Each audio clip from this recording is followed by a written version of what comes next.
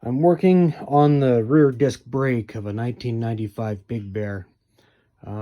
There's other machines, I imagine the old Motos, Moto 4s, and maybe even the Warriors use a brake system with a mechanical caliper that's similarly adjusted.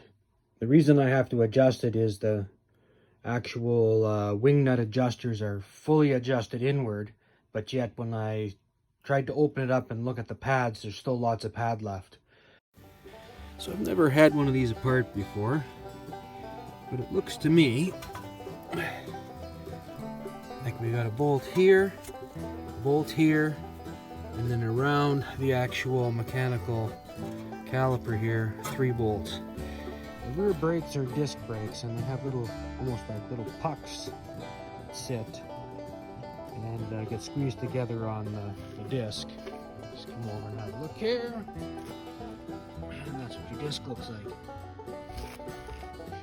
So I took it apart to look to see if the discs needed replacing, and the little pads look good on it, but it's at the full adjustment. So I just took this right off the quad so I could look at it and see what can be done to change the position of essentially this lever, which when you hit the brakes rotates forward. Now what I found is if you break that lower nut, the bottom there, loose and then turn the top one in, what that does is it pushes this plunger further forward. And when I look at the mark, you can see the scratch mark I made to indicate where it was sitting originally. And now the marker right here is sitting behind it. So I think I've adjusted it, hopefully enough. I'm gonna put it in place and hook the cables back up and see if I've moved this backwards enough that it now, when I squeeze the brakes, it will rotate this forward and actually put pressure on the pads again.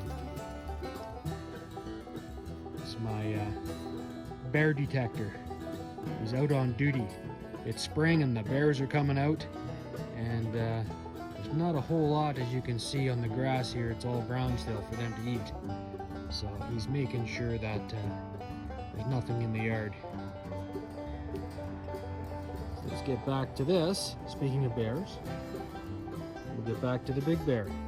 And put this on and see what kind of tension I can get on the cables now. So where the adjuster before, this piece here was way over here, and this screw was adjusted almost fully on the threads. You can see now I have lots of adjustment. So what I think happened is the cable stretched and the pads wore down a bit, but there's lots of pad left. There's lots of pad left. So there's a pad here, there's a pad on the back side, and they're like little cups. And there's lots of pad left, so essentially all I had to do was move this backwards so that we now have adjustment again on the cables. So these brakes now, even where I have this now, the thread is probably sitting right about here. It has tons and tons of adjustment left in it, whereas before it was right at its limit. Yeah, I missed her. The handbrake cable was seized, so I ordered one from Amazon.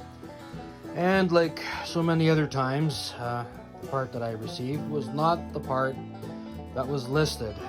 By using what I would call this like a long nut, I cut off the end of the old cable, the threaded portion, and I tapped and cut thread to match the threaded portion on each end, and then I essentially created an extender with that long nut to be able to reach out to where it needed to be.